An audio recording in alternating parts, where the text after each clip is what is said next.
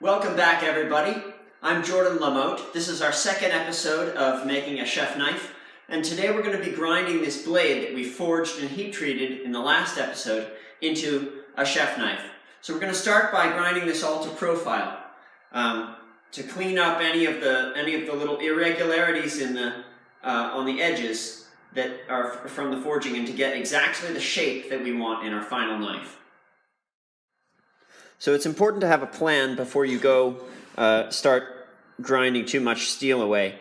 We're going to start with the cutting edge. The cutting edge profile is very important. You want it to be fairly flat right along the heel, to have just a little bit of space where that knife will go plunk down on the cutting board.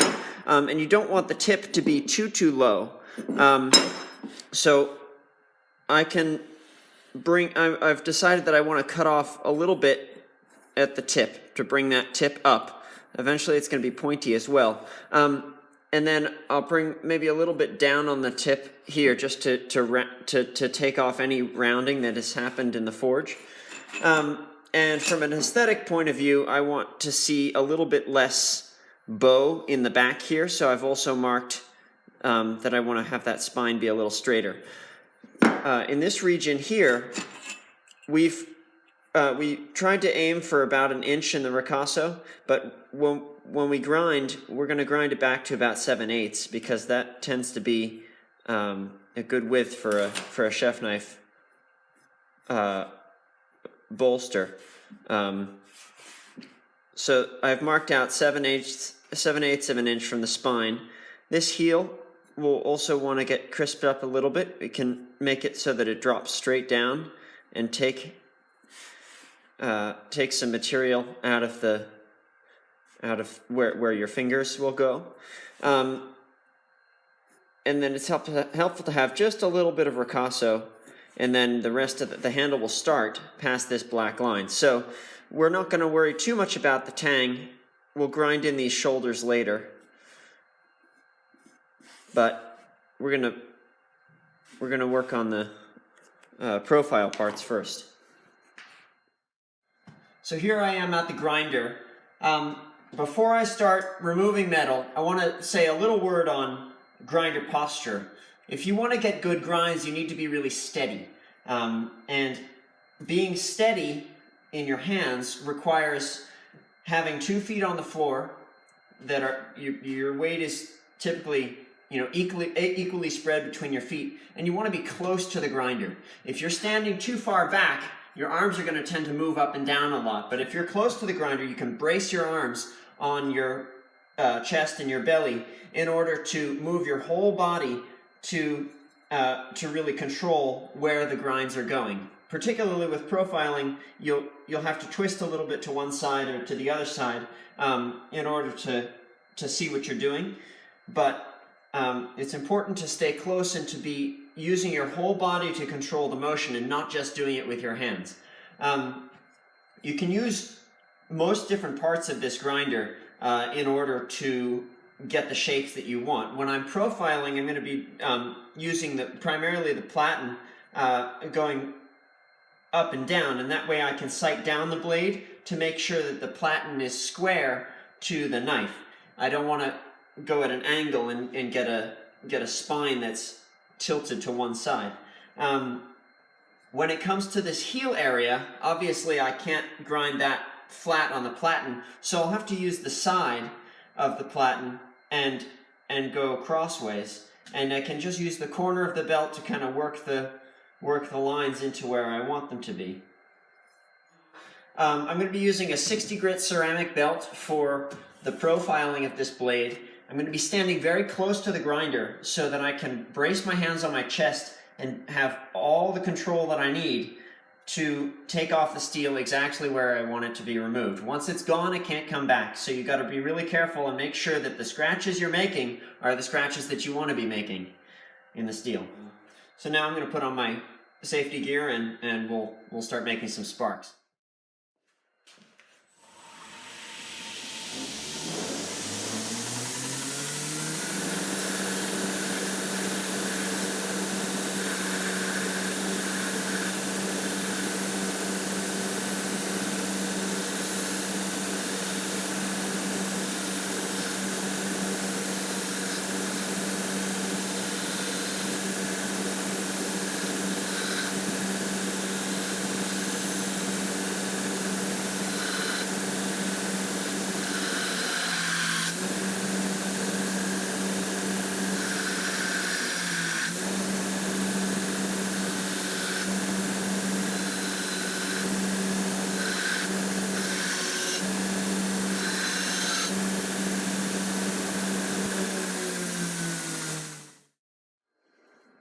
So here now I have a profile that I like. You can see I didn't quite follow my line, but I like the shape anyway. You can see that I ground the shoulders back, but not all the way up to the black line, just most of the way there. I'll come back later and dress them up and make them totally parallel and perfect with a file guide, but that will be at a later date. Before we do any more grinding on this, we have to straighten it because there's actually a little bit of a warp, and it's better to take that out before you start grinding. So I've shined up the blade with a 60 grit belt. That takes off a little bit of the decarburization on the outside of the blade, and it will also enable us to make sure that we're not overheating the knife when we heat it with the torch. You want to heat it just enough that it will take the bend that you're applying to it, but not so much as to ruin the temper. So I'm gonna take this in my handy bending jig in the leg vise here, and I'm gonna apply a bending pressure to the peak of the warp. So here I have 3 little pieces of 3/8 inch round stock in my leg vise, just applying pressure to overcorrect for the warp, and I just apply a little bit of heat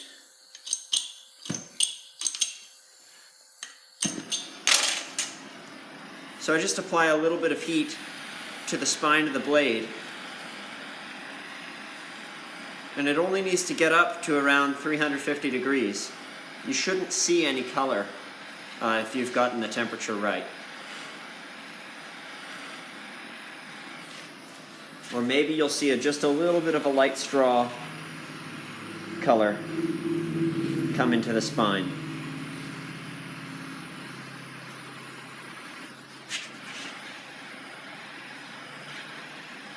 And keep the torch moving so that you don't have any hot spots.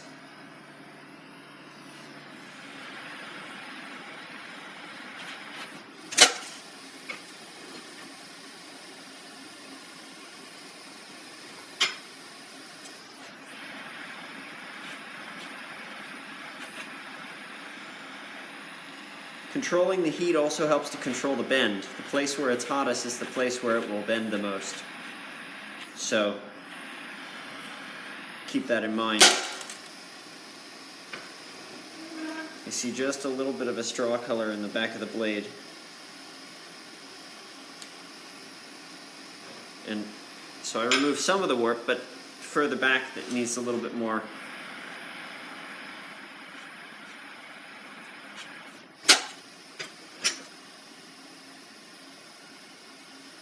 Alright, I think that's good enough.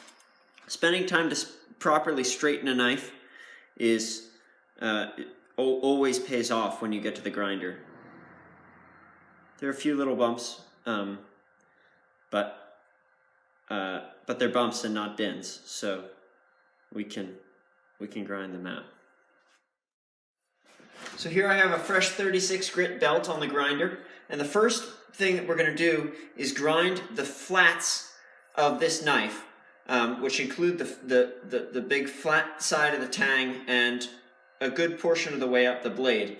We're going to grind those so that they're totally flat and parallel to one another, and so that the edge is centered.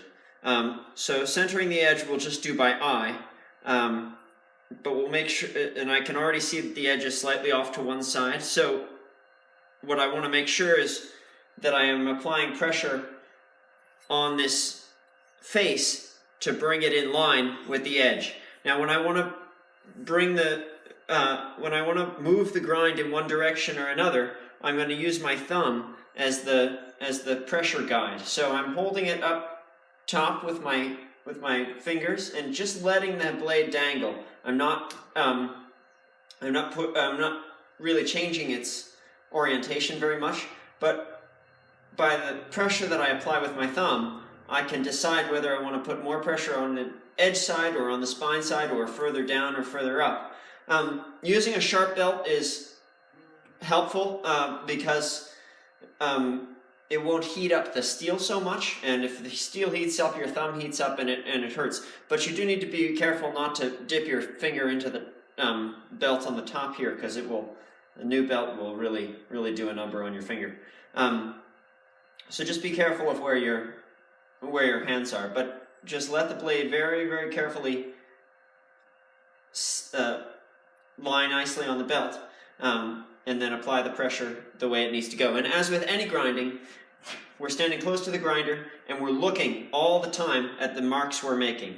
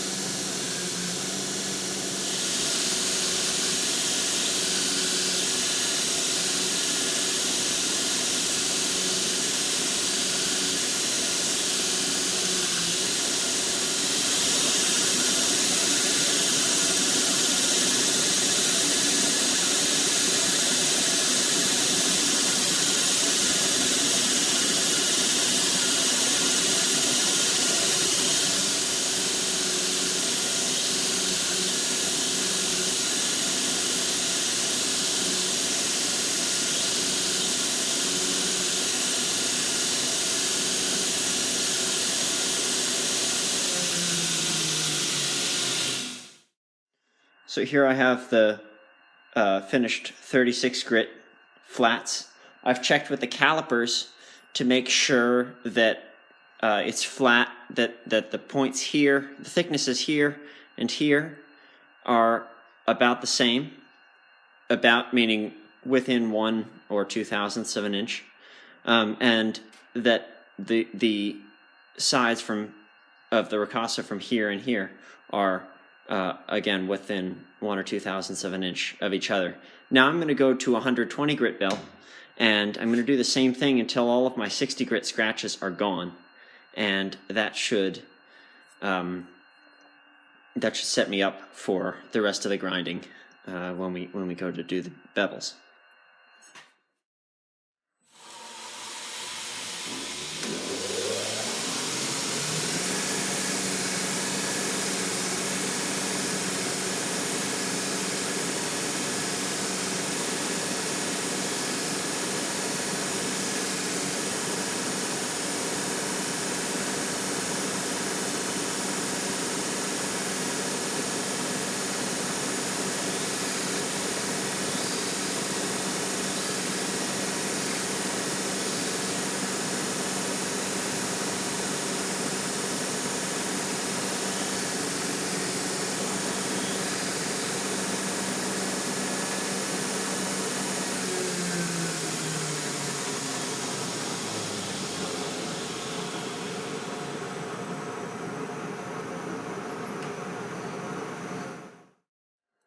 So here's the blade with the flats finished at 120 grit. I'm planning a convex grind on this knife, so the first thing that I want to do is establish the taper to just grind out these forge marks and make sure that it's all smooth, the length of the blade. Now I want to leave these areas here flat, because that's where I'm going to be able to fit my bolster. But from there, the blade should taper, and of course it already does to a certain extent because we've forged it in. But I'm going to use a similar technique as I used to get these flat to grind in the taper. Once that taper is ground in on both sides, and I make sure that it's straight by looking down the length of the blade, then I can come back in and grind the bevel. And the principle behind a convex grind, at least the way that I do it, is I want it to be, if you were to draw a line pretty even with the edge, I want a bevel that goes from the edge to this line, and then I want flat behind here. Of course, flat that's tapered. Once that ridge is established, then I can go in and round it off and get a full convex, a full convex geometry. The reason I use convex grinds for chef knives is because it really reduces the amount of stickage that you have with when you're cutting through something tall like a potato. The convex tends to shed the potato much more efficiently than a flat grind or a hollow grind would. The flat or hollow will tend to stick to the food. So convex is the best for performance sake. It's a little bit more difficult to grind than a totally flat grind, but I think it's worth it if you plan on making a lot of chef knives.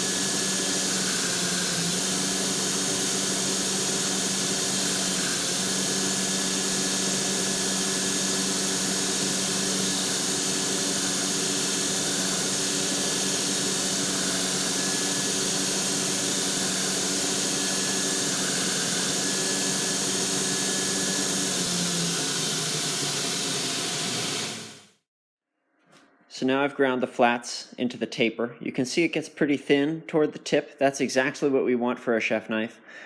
This will even get thinner as we go. You can see how I drew with the Sharpie on the ricotta that we had already flattened, and that helps us to see where those grinding lines, the new grinding lines are. Now you can see there's kind of a transition here where the lines have been ground away, and I'm paying attention to make sure that that's straight across the blade. If that transition is at an angle here or here, it means that you're tilting the blade one direction or another, and this face isn't going to be on the same, it isn't parallel in that same dimension. So we want to make sure that the line is straight across, and we want to make sure that that line is straight across and even on both sides. So those lines tend to disappear in the same place on the right side and the left side of the knife, and they're both straight across, and that's what we want. If these lines here went all the way up the blade, then you would probably have a blade that's pretty asymmetrical. So now that this is all established, then we can go and grind the bevel. The bevel grinding, we've already forged it in. You can see we haven't touched these spots because they've already been forged. But I'm going to take that line that I drew, and I'm going to draw that on both sides of the knife. Try to make it more or less even. Again, this is a symmetrical grind. If you're a Japanese knife enthusiast, you probably like asymmetrical grinds or work with those kinds of knives from time to time, and they would require a little bit of a different layout. But if I want to go for a totally symmetrical grind, I'm going to lay out on both sides, and I'm going to grind up to that line. So grinding bevels is a little bit different than the grinding that we've done so far, because now we're moving the knife perpendicular to the platen. In grinding bevels, we want to find the plane that we've already forged, and we want to continue that down the knife and then control where it goes. So in order to find the plane, we come at the grinder fairly loosely. It's a delicate balance between having control and not being too rigid. So we'll come in and let the pressure of the knife find its own plane on the belt. Then we can apply some pressure and move out toward the tip. Once we get to the tip, we'll let off. You want to be gentle on the tip. Notice that the knife is moving just side to side. I'm not rocking or twisting my body in any way. And so that is going to keep me from jamming that tip into the belt. If you are too harsh on the tip, you will lose length in your blade very, very quickly, because this is it's a thin tip of a chef knife. So I'm going to find that plane and move all the way down to the edge, letting off at the tip, and then I'm going to look at where the scratches are. Now, if the scratches are all along the edge, then it means I need to apply a little bit pressure further down so that I can find that same plane again, but I'll be moving the plane so that it moves toward the spine of the edge. Now, likewise, if the scratches are all higher up on the blade, then it means you need to apply more pressure toward the edge. And I'm going to do a couple strokes on either side, and just keep working it in from each side. Throughout the whole process, I'm looking at the edge, looking at the shiny edge that I ground, and making sure that it's straight and making sure that it's centered. If there's a high spot or a curve, you want to make sure that you work on the high spot of the knife. Again, taking passes only in one direction. But by the pressure you apply, you can bring an edge that is slightly curved or varying in thickness all down into one line. One other trick before I start grinding is sometimes having a little bit more length of the belt contacting the blade can help to straighten out any bends and whatnot. So sometimes by putting the blade on an angle and doing the same thing, finding that plane and moving it up, or moving it perpendicular to the blade's direction, or moving it parallel to the blade's direction, you can maximize the amount of edge that is contacting the belt. Notice that it's 2 inches wide here, but if I move it to here, now I have probably three inches or so contacting the blade, and that will help to straighten out any curves and whatnot.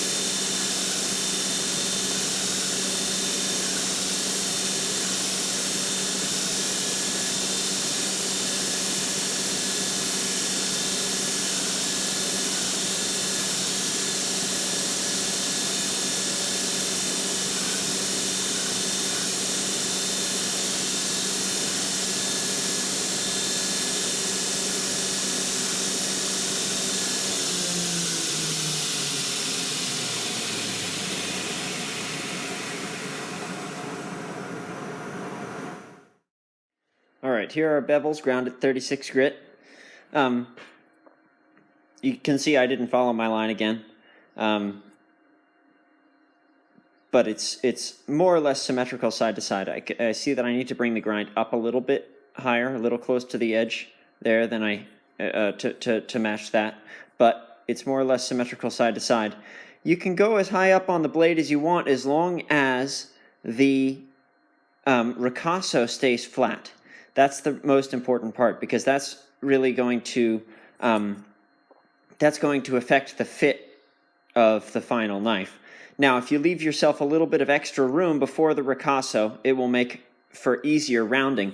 But now that I have this ridge, I'm going to round it off and smooth over the whole knife. The current edge thickness, just behind the edge at the heel, is just over 10 thousandths, about 13 thousandths, 12 thousandths of an inch, and at the tip it's a bit thinner, at 6 thousandths. This is a pretty good place to be right now for a chef knife.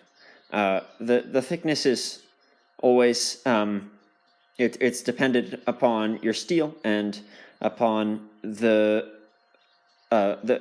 intended use of the knife. Certain knives need to be thicker than others, but in general, they want to be fairly thin. So to round the ridge, I put on this soft platen backer, so it gives a little bit, and when I push into the belt, it will kind of conform to the knife and make a nice round surface. If you have a rotary platen, that'll work even better. But doing this on a regular slack belt, I find is it will do too much rounding at the back and at the edge, and not enough in the middle. So having something kind of stiff, but that gives a little bit behind the belt, really helps. If you don't have one of these, and you don't have a rotary platen, and you don't want to make one of these, then you can also get by just kind of moving the knife back and forth by careful strokes on the grinder. But then you'll probably need to do quite a bit of hand sanding to touch up what you've done.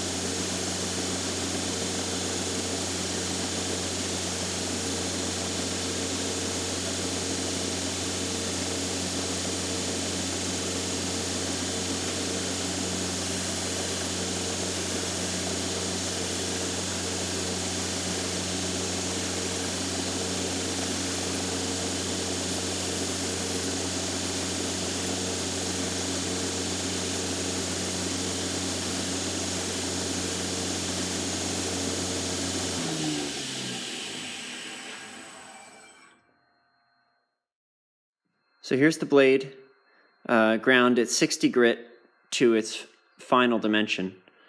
And you can see the edge almost disappears, very, very thin. Now the step is to, the rest of the grinding is essentially just polishing, taking out the scratches from the previous grit. So from 60 grit, I will go to the 3M gator belts, the Trizact CF belts. I'll go to A165 as my next grit, and then to A65, and then to A45. And that's around 400 grit at that point, and I can either do a Scotch-Brite finish or a hand-sanded finish from there without much work at all. So that's the next step.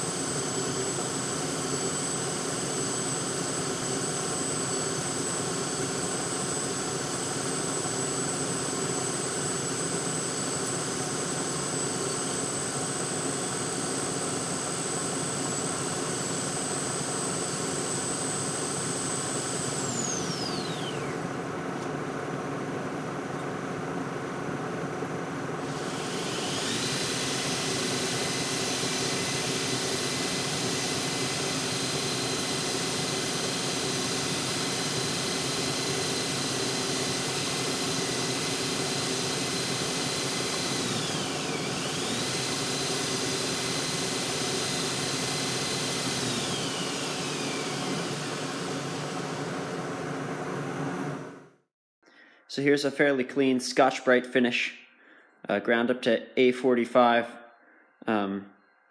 and finished with an extra fine Scotch-Brite belt.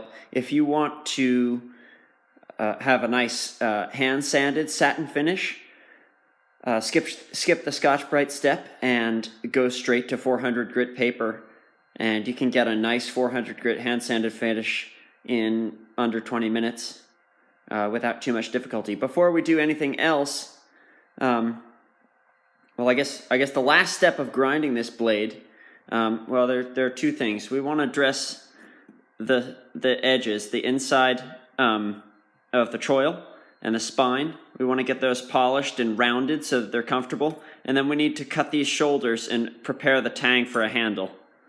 So we'll start with the edges here. I use the same structured abrasive belts for the spine and for the choil as I do for the flat of the blade. However, it's important to use one that is pretty worn out. You want most of the structured abrasive to be worn away.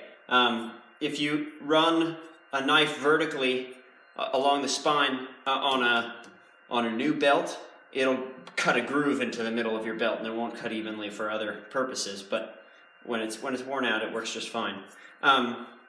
So I do the spine vertically. I make sure that everything is totally square, and then I'll come in and I'll chamfer at 45 degrees and 45 degrees, and just make sure that, and then once I've chamfered it, then I can round off the corners and get a nice even radius. You want it to be even on both sides, and check from the edge side and from the spine side to make sure that your spine is square across and that the radii on either side are even.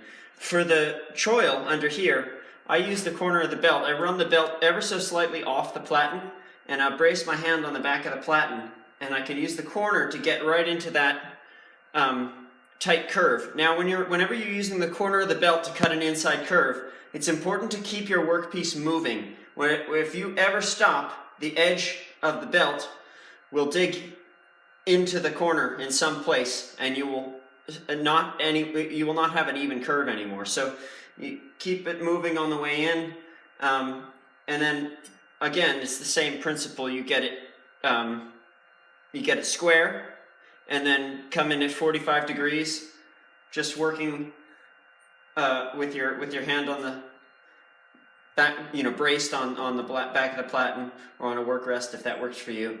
And then any rough areas created by the belt we'll just clean up by hand afterward.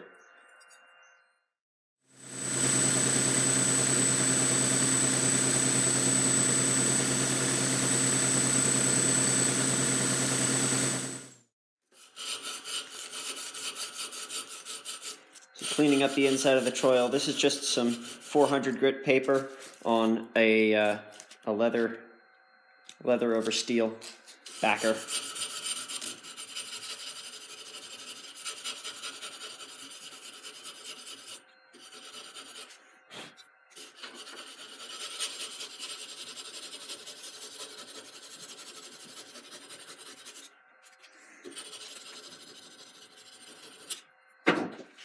I also have one with a radius ground on it. Well, I have a lot of different radii and different sanding blocks, but I choose the one that fits best for whatever application I happen to be working on.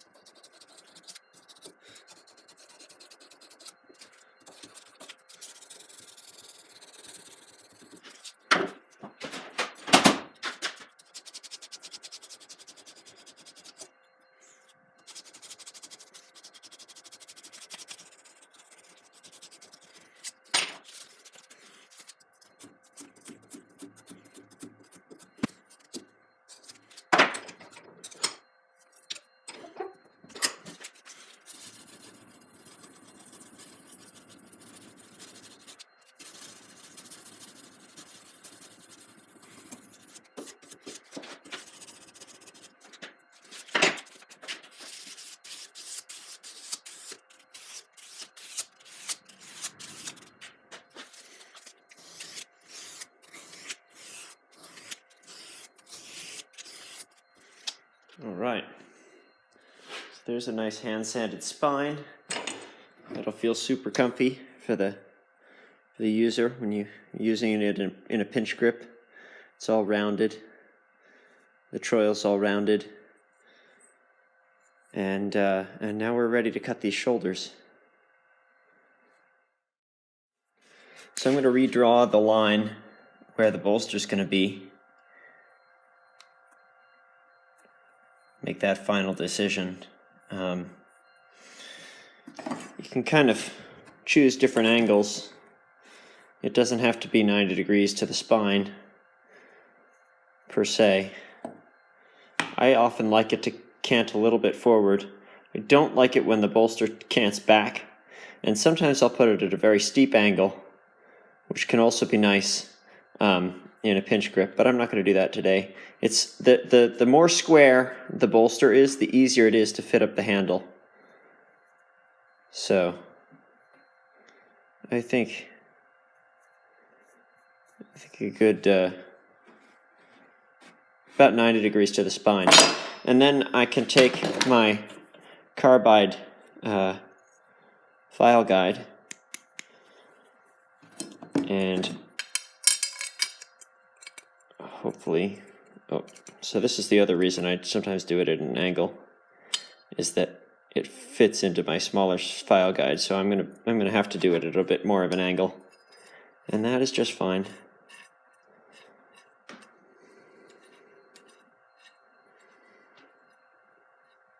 If you get a file guide with wider screws, then it's you can fit a wider blade in it, but with chef knives on this smaller guide, an angled bolster seems to be the way to go.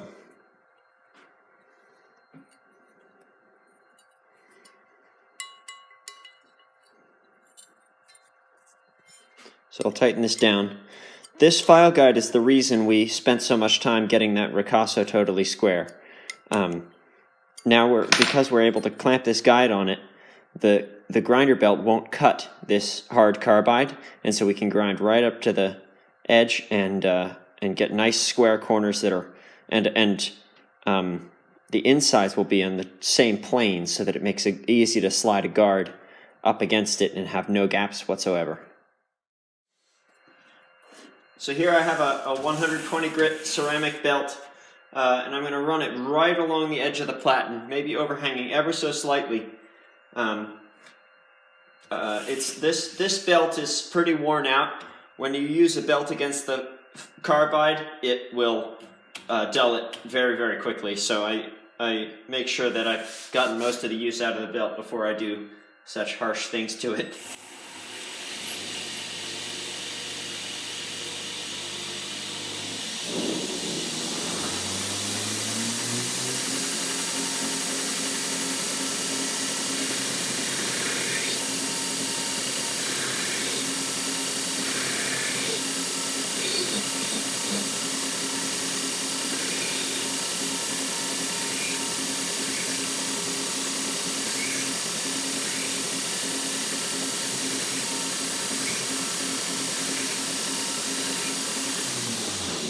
So what you just saw me do is prepare the tang.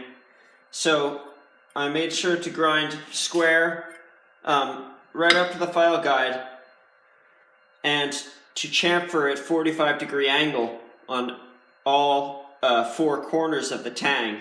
That will make the fit up much easier. Now that that's done, I can come in with the grinder running on the file guide and really square those up.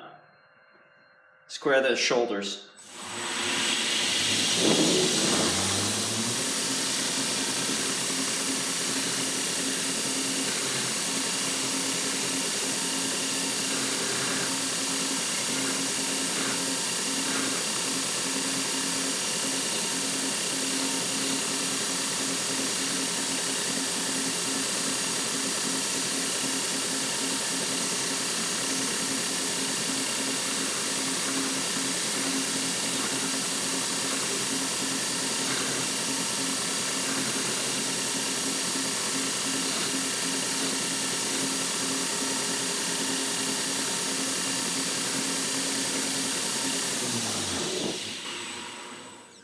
So here you can see the shoulders are ground totally flush with the carbide faces.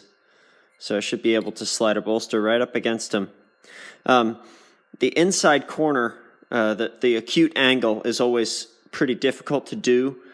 And I have a special platen for when it's a very, this platen is cut away on the back. So if I have a very tight inside corner, I will switch to this platen to do that, that inner surface, and it gives me a little bit of clearance so that I can access that spot. But this seems to be just fine. So the last thing I'm going to do is make sure that this tang tapers in thickness the entire way. You need it to taper in width and in thickness in order to get the guard to slide down without any gaps. I said guard in the last clip, but I meant bolster, getting a bolster to sit flush on this. I have a 60 grit belt here. It doesn't really matter what it is, what grit you use, as long as it's sharp. When I'm going to grind flat on the tang, I want to make sure that I don't let this belt travel onto the blade, otherwise I'll scratch up my nice finish. So I often will put my finger right next to the bolster covering that blade, and that finger will tell me where I need to stop. Again, it's just like grinding the preliminary flat bevels. You want to find that angle on the grinder, find the plane that you have, and let that guide your grinding. You don't want to force it into any other angle, otherwise you'll lose the flatness of your tang. And again, grind kind of equally on both sides. I'll often do some with blade up and blade down on both sides, and that helps to keep things even as well.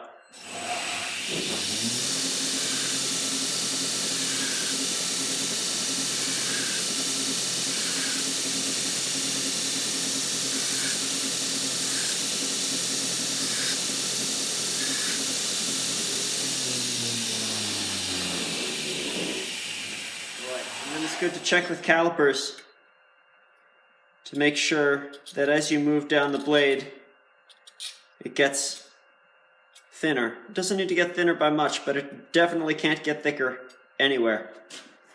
And I'm going to call that good. So I've decided to put a 400 grit hand-sanded finish on this blade. Hopefully it won't take too long. I have here my Rhino-Wet sandpaper, 400 grit. We've ground to 400, and as long as the grinding is good, we should be able to start hand sanding at 400. I have two different sanding sticks. It's really nothing special. This is just a bar of steel. I've ground at a 40 or at an angle to relieve the front of it, but it's not really crucial, especially for the chef knives.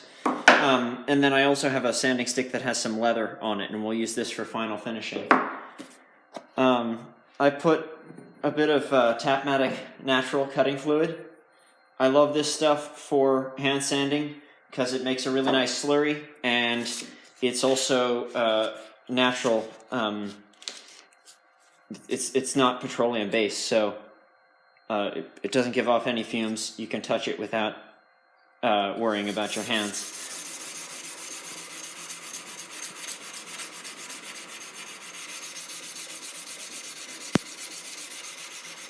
I have the knife just secured to a piece of wood here.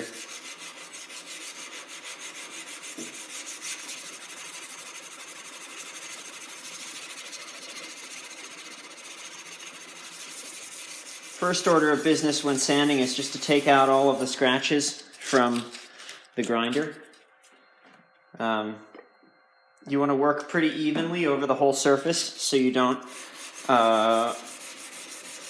wear away any section too much.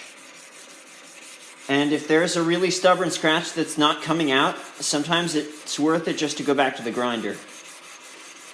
Nobody says once you start hand sanding that you can't go back to grind.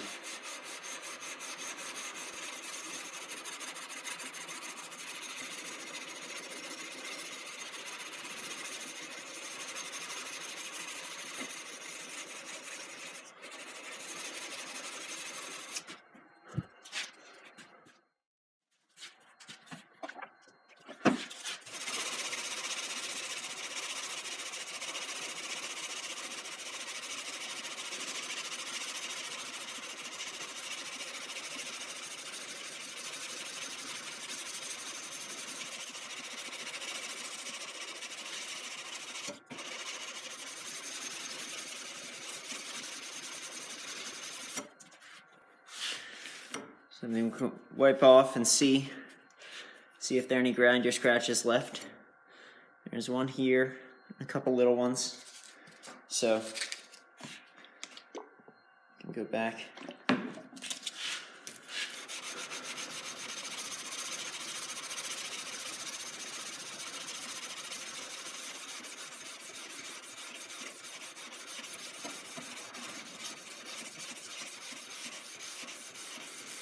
As I get closer to having all the scratches gone, I'll make my strokes longer. Eventually we'll be pulling just in one direction to straighten out all these sanding lines.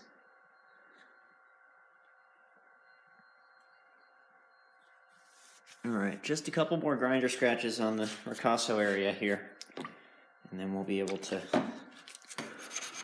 stroke it out.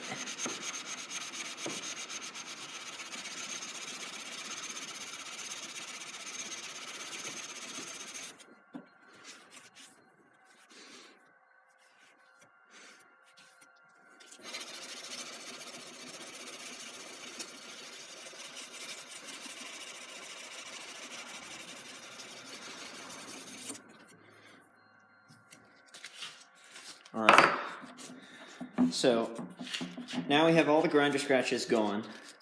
So I'm going to go with some of the duller sandpaper on my leather stick.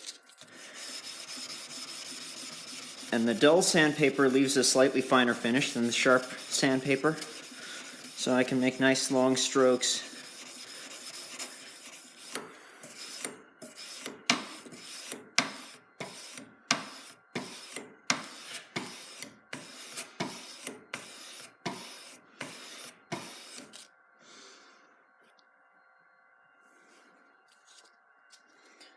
Picking up the sanding stick at the end of each stroke as you're still moving in that direction will help to remove any J-hooks.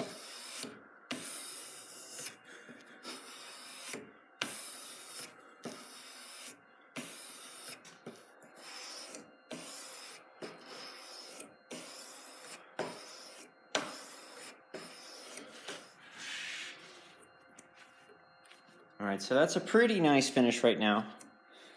But there's still a couple little J-hooks here and there.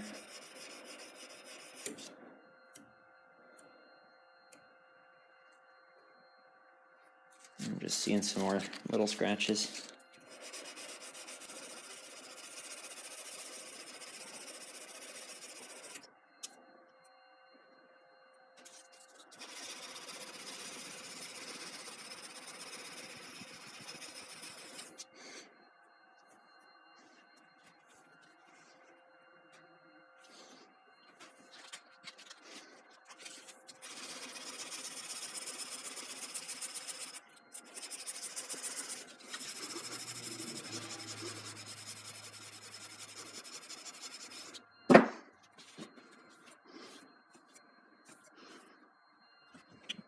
Alright, so now we're ready to stroke this out.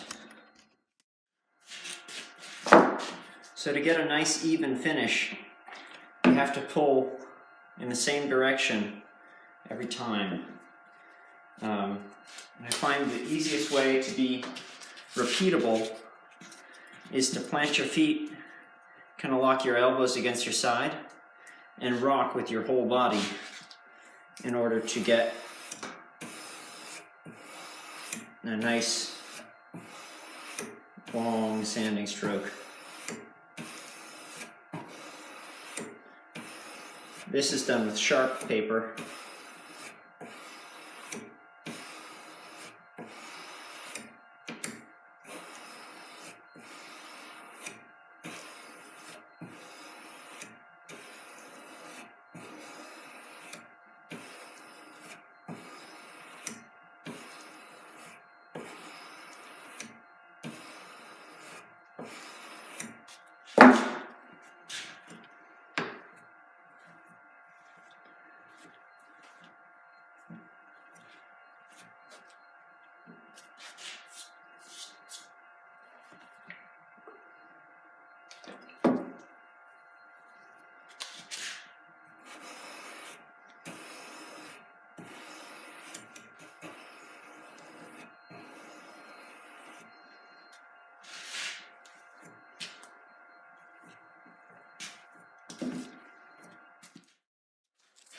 For the final passes, I'll just go in one direction.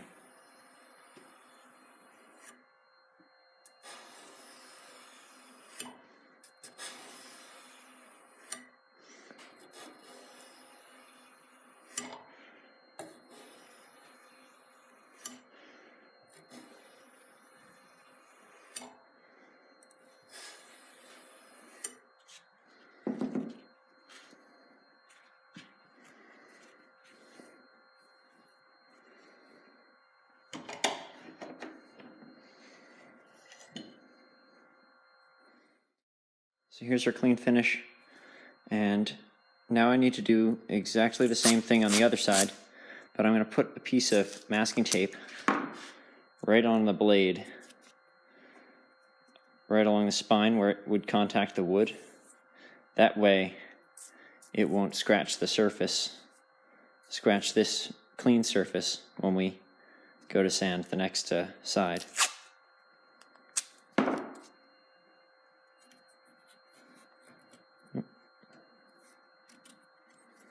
There we are.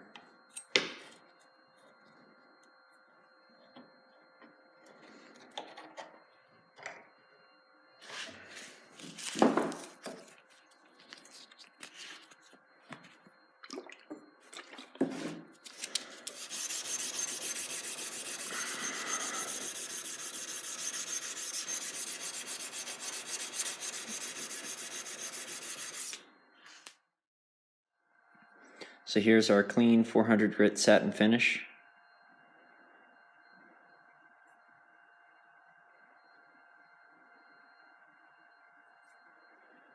And it is all ready for a handle, and that will be in the next episode.